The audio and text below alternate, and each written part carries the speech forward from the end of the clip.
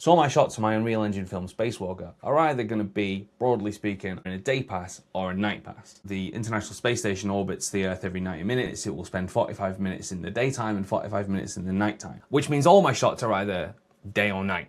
And I'm setting that via the use of a subsequence. But I also have this master sequence, which sets the time of day throughout the entire 90-minute timeline. So when two subsequences are fighting over the direction of the sun, which one wins? Let's talk about hierarchical bias. It's very exciting. My name's MXBell and I work on all these things, and I'm here to teach you how to make films in Unreal Engine. Welcome to Realtime Workflows.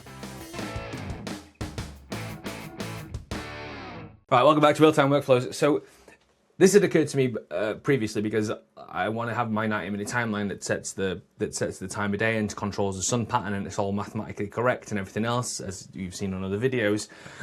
But I also don't want to be kind of going through that sequence and going down into subsequences just to create shots. I want to just be able to create a shot, and I'll know whether it's a nighttime or a daytime shot, and so I can just set it to be night or day, do my shot, put it in the edit, and forget about it.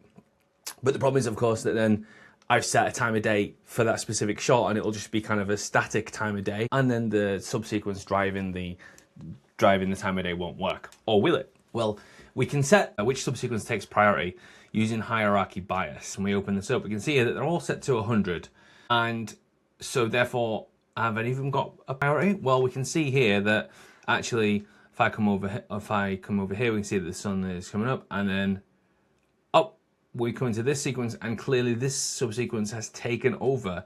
It has clearly got priority. So why?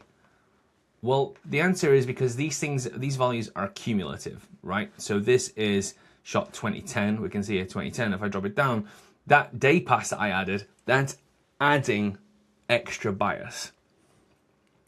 Because this has 100 bias and this one has 100 bias. And cumulatively, they have 200, and therefore they trump my my science stuff subsequence, which is just set to 100, and therefore it takes priority. Now, I don't want that. I would like it to work the other way around, all right? Because I want to be able to come into this sequence to see what the overall lighting's doing, but then I want it, when I go into just open a sequence by itself, I just want to have the generic lighting. I don't need the specific lighting. So when I'm watching it in this sequence, I need this sequence's lighting to cascade down through here, so that when I click in here, I'm still getting the lighting from this master sequence. So how to do that? Well, we could input biases here, and we could change all those. But that's a problem because there's going to be a lot of shots. We don't want to keep doing that for everything. So if we come to our productions tab, if you remember that from the video the other day, we will find that we can change our subsequence priority from bottom up to top down. Now, when I switch this, I'm going to need to restart Unreal, which I will do now. So remember, I haven't actually changed any of the biases yet. All I've done is I've just changed Unreal Engine. All I've done is change the setting in productions. All right, now if we come back into our Spacewalker edit and see what it's done, is it's actually changed all of them to -100. Which seems like a pretty simple thing, but what it's actually doing, it's reversing the order in which they accumulate. So now our subsequences here have a cumulative total of -200. And so when we now come and we browse over here, we'll see that actually the lighting from the subsequence doesn't take over here, and we can click in here and it's controlling, the day pass is nullified because the light direction is being controlled by the subsequence above.